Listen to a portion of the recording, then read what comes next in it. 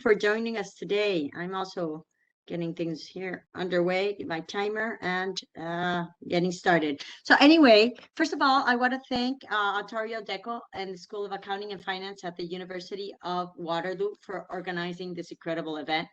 I wish that when I was growing up, I would have had something similar to this. It would have made so much sense in my, I was an entrepreneur since I was a young girl. And so I would have loved to have someone help me understand all the different tools that go around entrepreneurship. So I think that this is an incredible opportunity for you. My first business actually was when I was 10 years old. I was living in the United States, and I remember buying Bubble Yum, this gum that was coming out for the first time. This is the mid 70s, and I was buying it at the supermarket for the that boxes, like if they were wholesalers, and I would take it to school and sell it individually. And that was the first time I remember making money. And I fell in love with making money and with thinking of ideas that would create value for society. Although at that time I didn't realize it was that I was trying to do. Um, and I ended up studying business at the University of Northwestern University at their Kellogg School of Management. And eventually, I'm Mexican. I'm sorry, I didn't introduce myself. I'm Mexican. And I eventually met a very handsome Spaniard who was working in Mexico City and married him. And he brought me to Madrid, Spain. While I was here in Madrid, I started working for General Electric, and soon realized that I really wanted to do something of my own. And so I got the master franchise of a Spanish decorating shop and took it to Mexico City. And we started, um, I created a business there, and we started expanding the stores, and we ended up having 8 decorating stores throughout Mexico City. So that's when I realized that I loved entrepreneurship.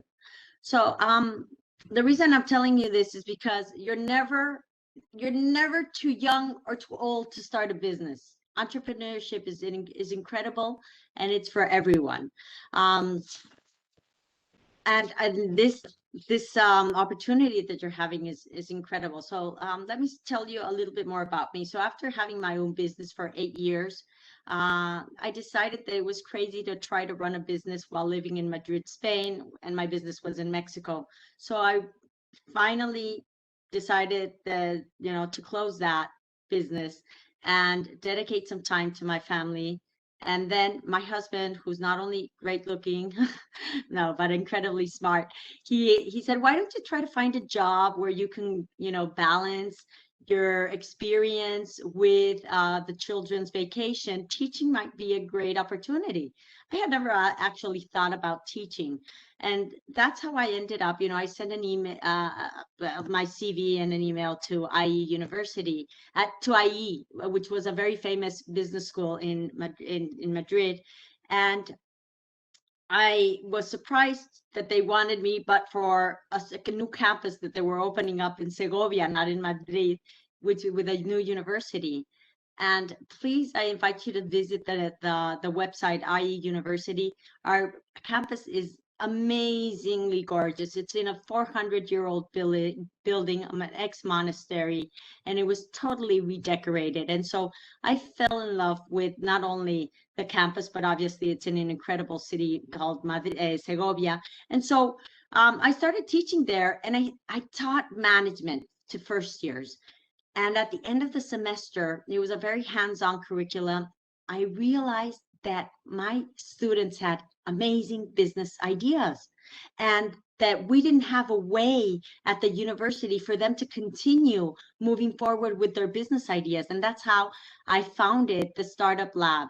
And since, basically the university was founded in the year 2009, January of 2010, I was giving courses on how to write a business plan. The year 2011, I founded the Startup Lab. So I've been teaching students to create their businesses since 2011. And I've had some incredible business ideas that have been developed into actual businesses. And so what I wanted, to do today is to help you guys with one of these tools, because there is no age, to start to create your startup. It's only our fears that limit us. We can do whatever we want if we put our minds and energy to it, and we really practice it, of course, and that's why I asked you guys to see Steve Blank's video. I hope that you did. And then, this video was all about the business model canvas. And then I also asked you to go out and interview people that, you identified in a customer segment with similar wants, with similar characteristics, and that you asked them if they had a problem. And the idea was that you would come to this workshop with a clear customer segment identified and a clear problem that you wanted to work on. I hope that you were able to do that. Okay, so let's move on, and hopefully I've learned how to apply this business model canvas tool that is so useful for entrepreneurs throughout the world. And really, it is a very, very important tool, because it's basically learning about your customers, putting it into this canvas, and then going out again and interviewing as many people as you can, as many people in your customer segment group, to validate what you have already put into your business model. So, and I hope that I'm able to do this correctly. Let me share my presentation with you. And Farah's here helping me. Thank you. So, first question, what's a company? So many of you might know the response. Do we have a chat, Farah, so the students can actually respond? Okay, so Yes. what's a company? Please feel free to write up what you think is a company is in the chat. And maybe, Farah, can you read a few? Yes, I will. Just send it to all panelists and I can read it out to everybody. We're not getting any responses right now. Okay, no responses. Someone said a business. Okay, a business. Well, let me give you a better definition than that. It's a more clear definition, and it's an organization that generates money. It can revenue profit in exchange for products or services that you're offering to them. So, next question: how are companies organized? We'll give it a few seconds for you to submit your responses.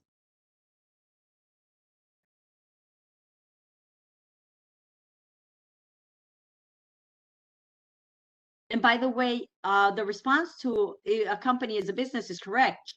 The thing is that we want to define what a business is. Okay, so a business and a company are the same things. We call them differently, but they're the same. And they're offering products and services in exchange for money. Okay, so do we have any answers for how companies are organized? Yes, so some people are saying each person has different roles and responsibilities. Some are sole owners running an entire company, others are private with employees, others are public. Okay, great answers. Great answers. The answer that I want to go around is that companies are actually organized around business models. Okay, and you're gonna ask, so what's a business model, Leticia? Right? And I don't know if you guys from the video that we saw were able to decipher what a business model is.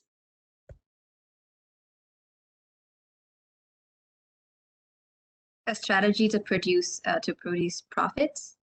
Okay, very close. So it's actually how are we going to create value for our customer segment and deliver something of worth to them?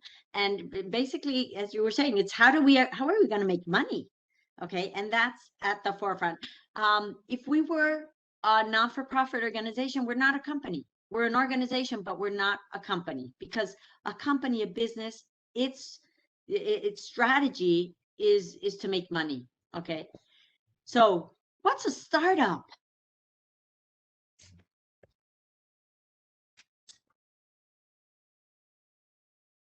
A new company.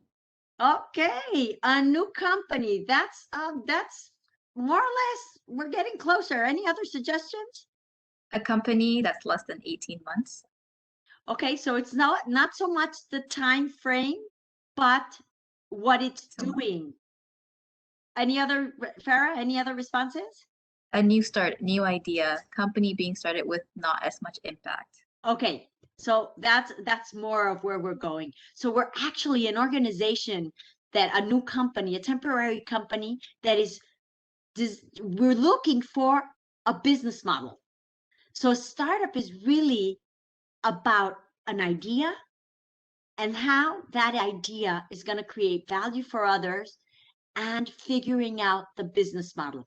Okay, so once the company has figured out the business model and has traction means that it's selling constantly, then it stops being a startup. Okay, a startup is that temporary organization that is still looking for that scalable business model. So how are we going to build our business model? Well, obviously we start with this problem or this opportunity.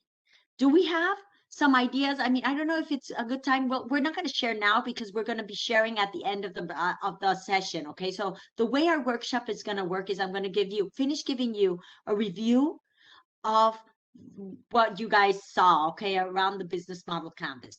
Then you're going to make your own business model canvas. And some of you might have already started it because we did give you the link. And then the last 15 minutes, I want people to share, what they did on their business model canvases. So this is a really important tool because it helps get this idea or about a problem or about an opportunity that we've identified with our customer segment. And it lets us, it forces us, it doesn't let us, it forces us to think about 9 different aspects that we need to cover to really organize our business, right?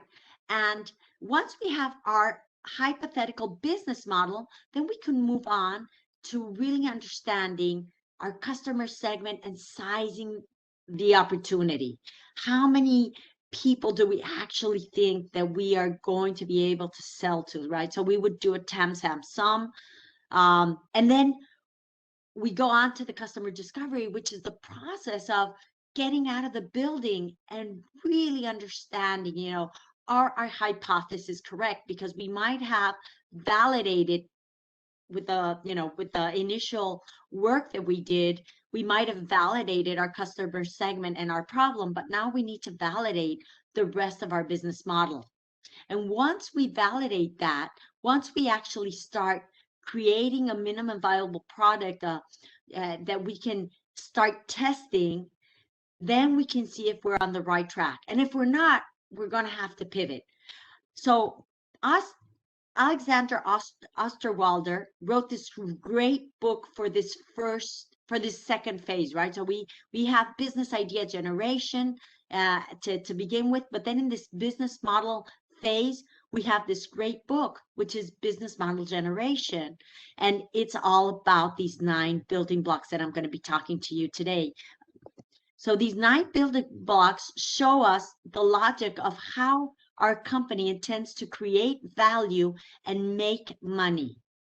So let's start off with the first block, okay?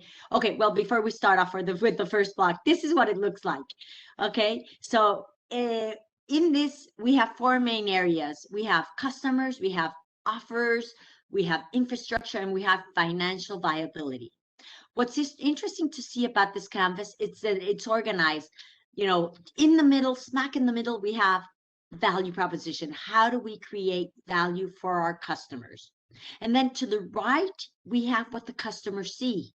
We have customer segmentation, we have the customer relationships we're going to have, and we have the channels, right? How we're going to distribute that value to our customers. And we also see at the bottom how we're going to be making the money.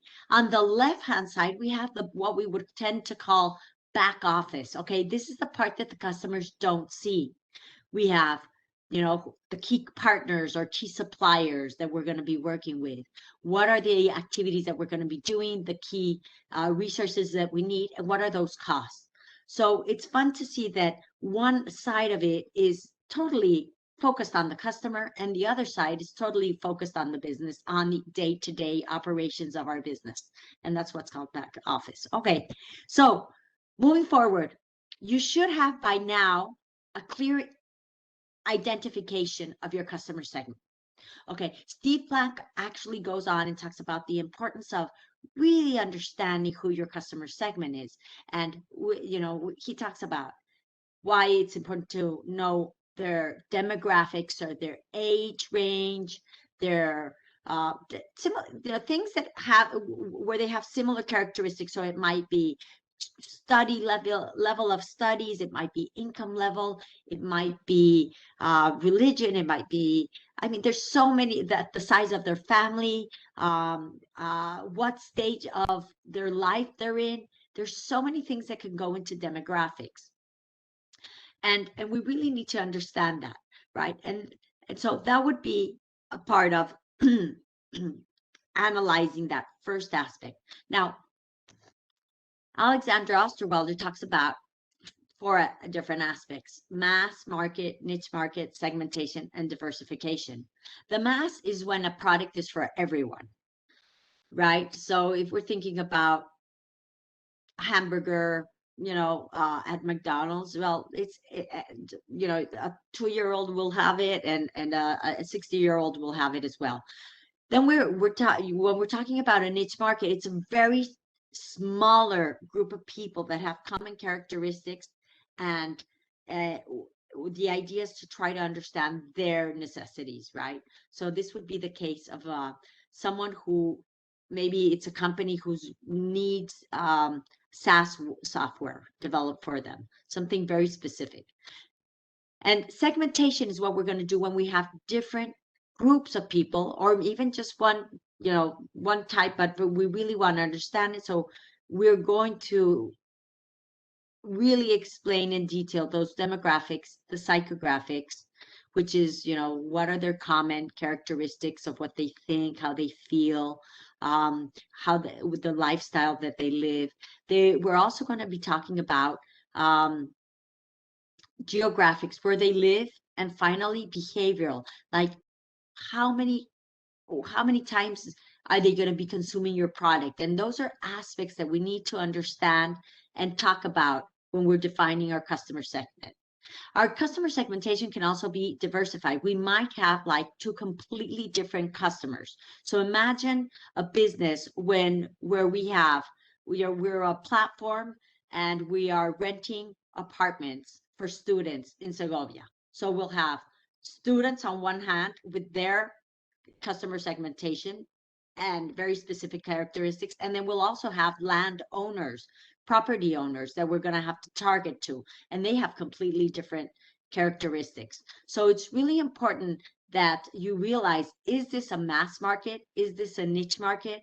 Do we have multi types of segments, or are they very diversified? And remember, demographics, geographics, psychographics, and the behavioral. Okay, so now moving on, we're going to go into the value proposition. The value proposition is, how do we create value for our customers? We really need to understand, what is that value that we are creating for them?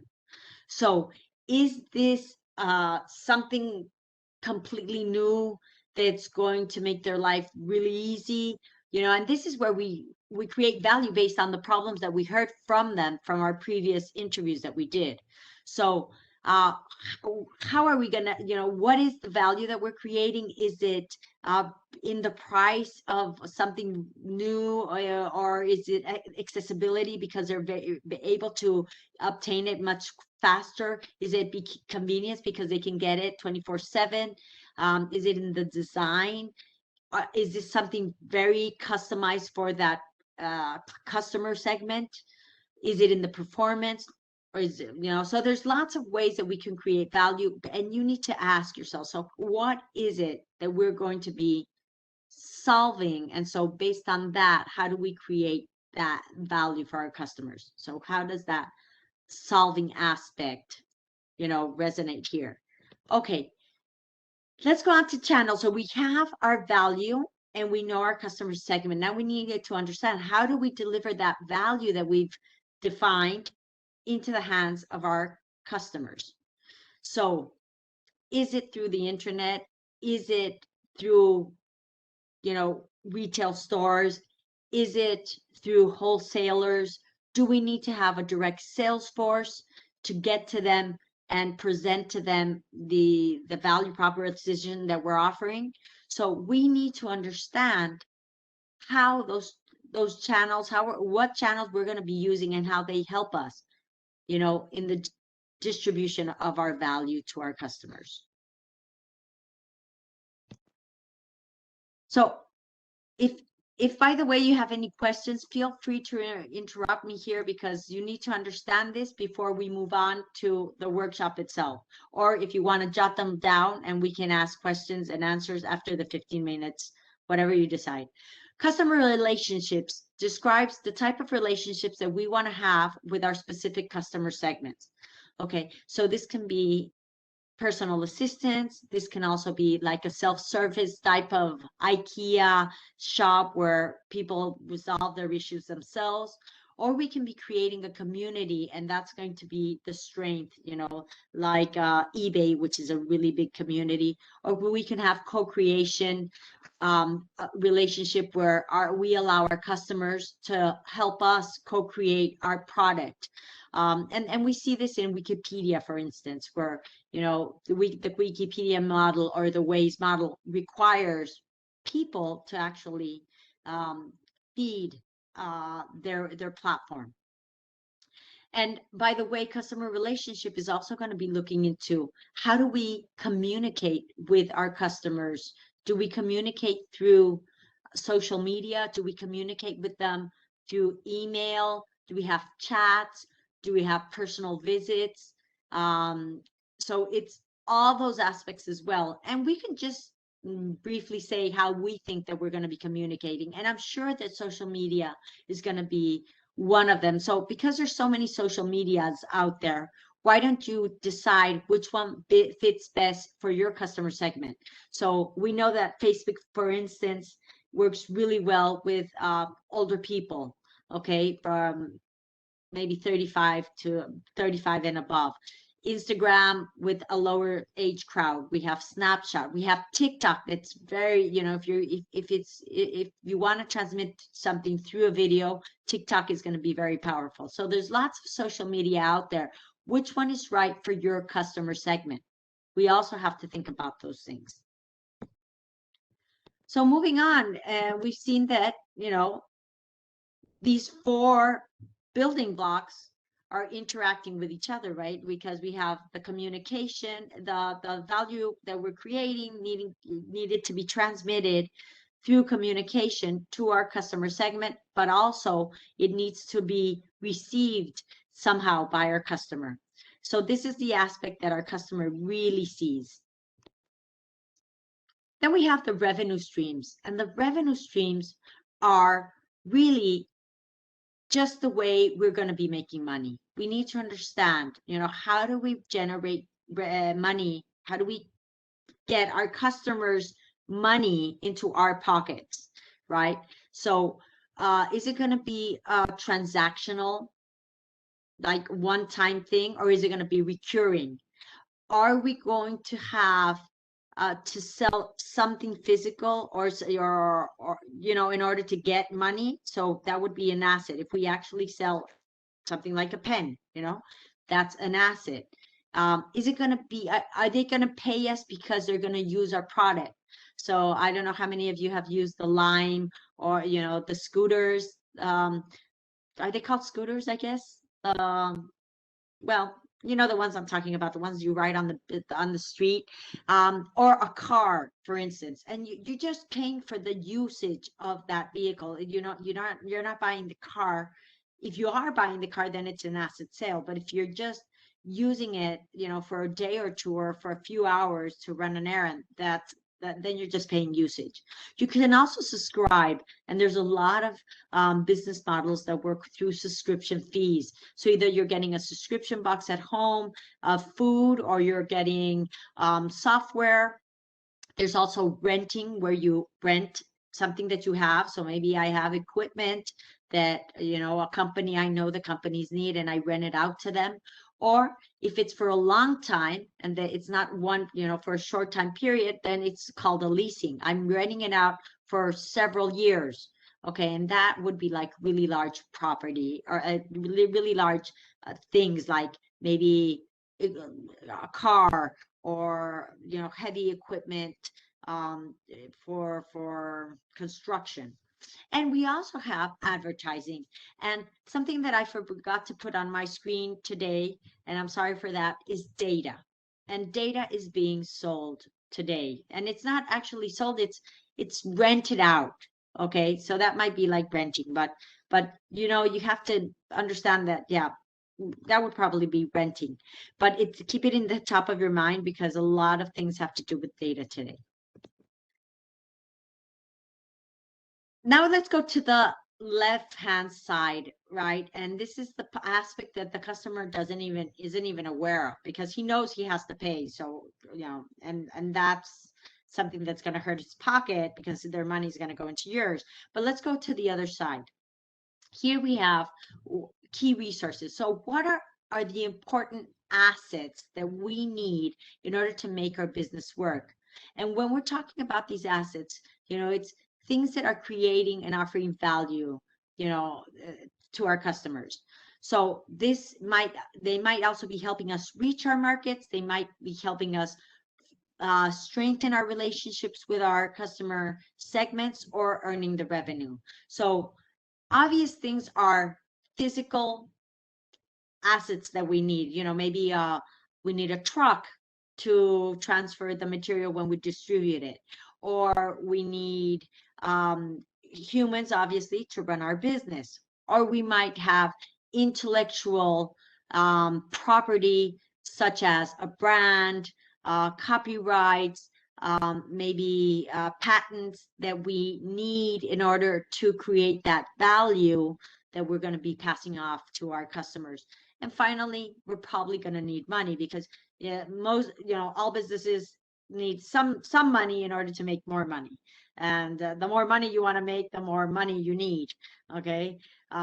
So moving on to the next block is the key activities. So what are the key activities that you have to undertake in order to create that value, to distribute that value, to get, and to actually get that transaction made? So it might be that you want to manufacture, that you want to design, that you want to do marketing, that you want to do the delivery yourself. Now, you don't need to do all those things. You just need to tell me, which ones do you think best fit in the value creation of your model. There might be things that you decide, that you can outsource, and that's okay as well. So those would be activities that you've identified need to be done, but that you're not going to be doing yourself. Okay, but so therefore you can say, like, these are the ones that I'm going to be doing, and then these are the key activities that I'm going to be outsourcing, because they still need to be done in order for you to create that value for your customers. And then a really important aspect is, who are you going to need to work with in order to create this value for your customers? And we call them key partners, but traditionally we had called them suppliers. They're a group of people that we need to get things from in order to create value for our customers. So there are four major types of partnerships that we can have, and they are strategic alliances, okay, between people who are not competing with us. So maybe I'm going to be selling candy, and I'm going to create a partnership with someone who's going to be distributing that candy for me. Okay, so we're not competing in the market. He doesn't make candy. I make it, but they are going to be helping us in the distribution of our product because our core activity is going to be making the candy. Another one would be, corporation, where strategic partners between competitors get together, and they decide that together they're going to get more people to buy whatever they sell. So they're working together to help each other out and create more value for the customers. And one of the examples that I give is, the airlines when they're sharing the flights. So maybe I live in Spain, so I would be using Iberia to get to the United States, and they have a relationship with American Airlines because once in the United States, Iberia doesn't have planes to fly around in the United States with, but American Airlines does, so they would be using them, and that would be a partnership. They both have airplanes, but they're helping each other out to create ultimately value for the end user, for the customer. Joint ventures that could be created to develop new businesses, and also buyer-supplier relationships to ensure those suppliers, the reliable suppliers, that you actually get what you want. So there's lots of ways that we can partner up. But in this exercise, if you can only just think of what suppliers will I be needing, what partners will I be needing to be able to accomplish this thing, and you have to go back to your key activities and remember, if they're not core activities that you're going to undertake, then your suppliers, you're going to be partnering up with someone to do it for you. Okay, reasons for creating partnerships can also be, the optimization and creating economies of scales, and we won't get into that, but we need to be able to create a lot of products, in order to optimize our factories or our production, and be able to lower the costs of our product. And so partnering up with these companies can help us do that. And they will also help us in the reduction of risk, and also sometimes in helping us buy or obtain the necessary resources, or doing those activities, as I was saying, that we are not going to be able to do, or that we're not interested in doing. And finally, we have the cost structure. Okay. So I think time-wise, Farah, are we okay? I think we've run overboard. We have about 15 minutes until the last to the end of presentation. So what I'll do is we have 5 minutes for you to kind of complete your form and kind of finalize it, and then at around at 12:40 or 10 minutes before the presentation ends, I'll ask a few volunteers, whoever wants to present your work to everybody, and I'll make you a panelist. So just indicate it in the chat if you're ready, and I will make you a panelist. So if you have any problems with the link, I will send it again to everyone to access the model canvas. You'll just need to put. Yeah, sorry, Farah. I just, if anyone has any questions, I'd love to answer them, because they can be helpful for the rest of the team, for the rest of the participants as well. Yeah, and we'll use this time for a Q&A as well. If anyone has any questions about content related, or any questions about the business model canvas, we'll use this time as a Q&A. Yes, so I've sent the link to everyone to access the model canvas. You'll just need to put in your email and your information, and you'll be able to download the template that you'll be working on. Thank you so much, Farah. No problem. So we actually have one question here. What was your process in choosing to go into entrepreneurship? What was my process? I wanted to create. I love creating. And that's why I'm still creating through my helping my students create. So the idea of creating value for others, of being useful for society, was what drove me to, I found these spectacular fabrics in Spain that were so beautiful and at an amazing price, and I wanted to have them, to have Mexicans be able to have access to these fabrics. Awesome. Someone's asking, was your undergrad hard? My undergrad, My undergrad was actually graphic design. So I studied 4 years of graphic design, and when I finished graphic design, I worked through that through my 4 years of college, and I took a year off and went to live in Paris. And I decided that one of the things that I hated about graphic design is that you had to really change your design in order to create that value for your customer. And I decided that I wanted to do it in another way, not just graphically. So I decided that there had to be a better way. Actually, graphic design back then was not as cool as it is today, because today graphic design is incredible because all web pages and all platforms need it so much. That's interesting.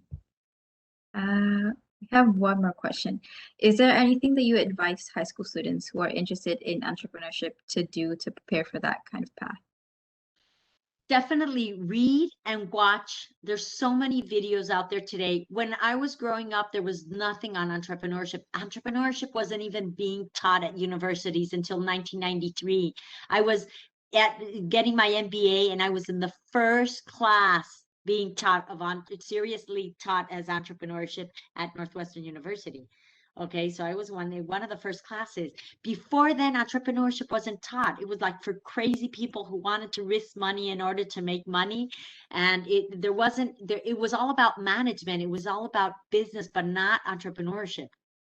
And what's incredible today is there's so many good books out there for you. There's so many videos out there that you can use to help yourself. So yeah, look at them. Take a look at those. Awesome. There's one more question. What are your suggestions on finding a business idea in the first place? Is there something that we can do to be a proactive thinker? Okay. One of the things that I asked you guys to do was to identify a customer segment that you have quick access to, that a lot of people in that world, and ask them for their problems. Because what you want to do is actually be able to solve someone's problem. If you're able to solve, and if a lot of people have that same problem, then you're onto something. So that was the idea behind your interviews, going out there and actually trying to find a common problem that people had, so that could be your business idea to start working on. And therefore, from there, take it into the business model canvas. Awesome. So while we wait for the time, just put in all your questions, even if it's related to the business model canvas or anything. Just put it in the chat, and then I can ask it to Leticia. Oh, so what is your favorite part of being involved in the startup lab?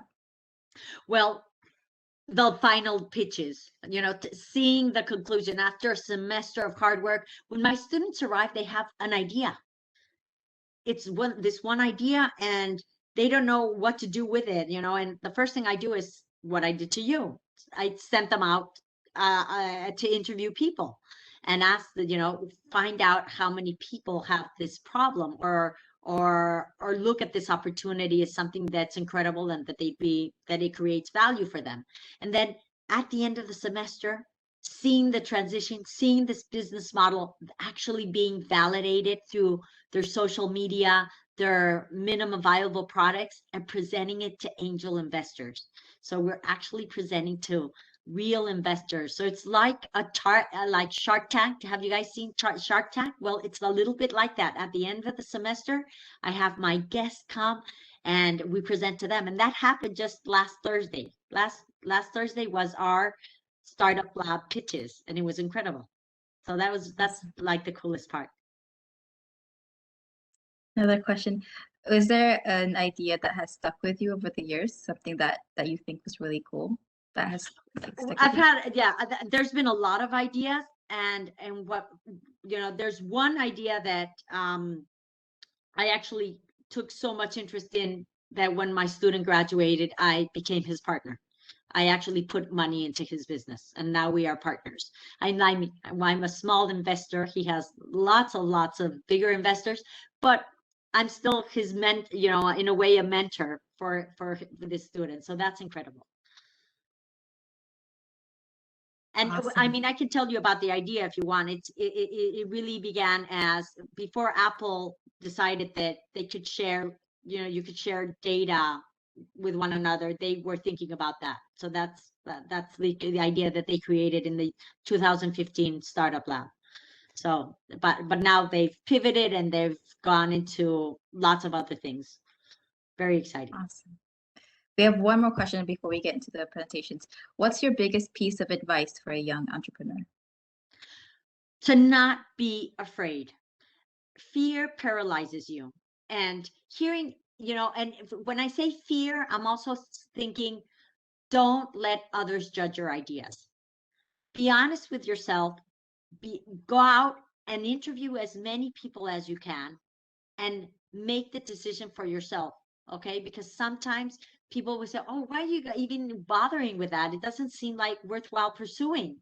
And they haven't gone out, they haven't explored the market. But if you've done your interviews and you're passionate about it, keep doing it.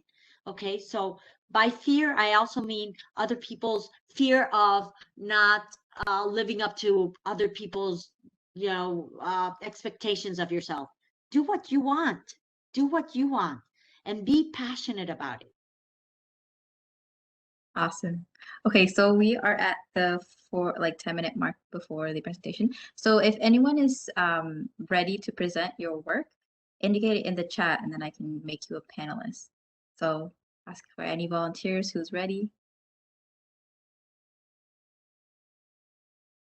So I know Anyone? I know that this was not a lot of time to work on this. So you might have started it out and you might think, so why don't we do that? I'm going to give 2 minutes for more, 1 minute. Let's give 1 minute for others, Yeah. for someone to volunteer. If no one volunteers, I have Apple's iPods business model canvas that we can share so that people truly understand it. Okay. And while we wait, there's actually one question that came in. What's your advice on acquiring customers? Okay, acquiring customers, that's a hard one. It really depends on who your customer segment is. Okay, so if that's the important aspect of what I was saying with your customer relationships. You need to build these customer relationships in order for them to be able to see the value that you're generating. So based on the customer segment, you're going to be having to decide those acquisition strategies that you're going to follow. So for example, if you're targeting students, young adults, let's say from 14 or 16 to 24, I would definitely be working on trying to create a relationship through them through Instagram or through TikTok, because they spend so many hours a day on those social media. So, but again, that wouldn't work for someone who's 50 years old like myself, because hey, I never look at Instagram. I occasionally do if my children say, look, mom, I found something really fun, but if not, it's not me. So it depends on who your customer segment is for you to decide what acquisition strategies are the best. Awesome. So no one has volunteered yet. I think if we show the example, Yeah, maybe I think it'll. so too, because I think it's challenging. You have to be really brave, and we didn't have that much time. So let's look at an example from Apple's iPod. So this is the year 2000. You guys weren't even born. So Steve Jobs is presenting the iPod for the first time. Well, and that's when he presented it. So this must have happened like in 1997 or 1990. Yeah, who knows? And so Steve Jobs is presenting this to his team, and they're thinking, let's work on something that can really demonstrate to the world how our Apple system works. And they thought, why don't we work on music? Because music is something that everyone loves. So that's our customer segment, the mass. Everyone loves music. Do you guys like music? I'm sure you do. I'm sure you listen to it all the time. So everyone loves music. So it's for the mass. So what's the value proposition that they thought of? They thought of, right? And we're thinking iPod here. And they were thinking something that's really ultra portable. And you had the Sony Discman at that time. And you had some MVP players as well. But they also wanted something that was not interrupted, they could play for a long time, and they could hold a lot of songs, because in the Discman you had to put your disc and you could only hear that disc. And in the other traditional MVP players, you didn't have the enough memory. And here comes Apple and comes out with the value proposition: ultra portable, without interruptions, seamless, and then incredible capacity. It could hold your whole music library in your pocket. So that was incredible. So customer relationships were, okay, how do we get this to be known? Well, they had, first of all, they had to convince people to give up their Sony Discman or their other MP3 players and buy this much more expensive device. And so they need to figure that out. And they did this through a lot of great commercials. And how did they distribute it? What were their channels? Well, they had to sell it through retail stores, but you also had the Apple store on the internet to do this well with. Okay, and Apple stores did not exist back then. But they figured out, Apple figured out by the year 2004, I think it was, that they needed their own stores to control that sales process that was going on in their retail stores. And so you're asking, so how do they make money? What are their revenue streams? Can anyone tell me their revenue streams? Well, it's here, right? But the revenue streams are that it's an asset sale. It was a gadget, right? So, I mean, this isn't it. I actually have it somewhere, and I forgot to bring it out, but it's an asset, something that you buy that's physical. And then they also made money through the sale of the music through their iTunes store to download the music and put it into their device. So who are their key partners? Well, their key partners are the record companies that they needed to buy the music from, and also the manufacturers in China, Foxconn, because Apple does not manufacture. It's not one of their key activities. In their key activities, they actually design and they do the marketing, but they don't manufacture. The manufacture is done by their key partner. And what resources did they need? Well, they needed to play off the Apple brand. And they also needed people, humans, for their business. They need to do the marketing and to do the designing and to do the agreements with the record companies and the manufacturers. They also needed software, iTunes software and patents, right, to protect their device from their competitors for several years. And finally, the cost. So the cool thing about costs, and we didn't talk about them, but costs are really the summary of everything else on the business canvas. So you know that your key partners are going to generate a cost to you because they're going to be doing things for you. So in this case, you have to pay the record company for the right to use their music. You have to pay the manufacturers. You look at key activities, and you have to pay the salaries of the people who are designing, who are doing the marketing. Okay, and you look at the content and agreement, so you need to pay for the lawyers, and so that's and you also need to pay for the distributors, right? The way that the commissions that the stores will make based on the amount of devices that they sell, you'll have to pay them a part as well. So at the end of the day, costs are being taken into consideration there. Okay, how are we doing time-wise? Are there any questions? We are a little bit over time, so I think we should wrap up just because there are a few workshops happening right after this. Okay. But yeah, I will let you wrap up first, and then I'll do the closing. So remember, an incredible tool that you need to use or should use, because most entrepreneurs do use this tool, is called the Business Model Canvas. There's different versions of it, but it's going to be very, very useful for you to take your idea into understanding how you're going to make money with your business idea. Thank you very much. I hope you enjoyed this workshop. Bye-bye. Thank you, Leticia. And thank you everyone for coming in. So next workshop is at 1 o'clock. There's the how to be an entrepreneur, how to be a social entrepreneur in climate change, and also the CPA workshop at 1. So please join one of them if you're interested. Thank you, everyone. And thank you, Leticia.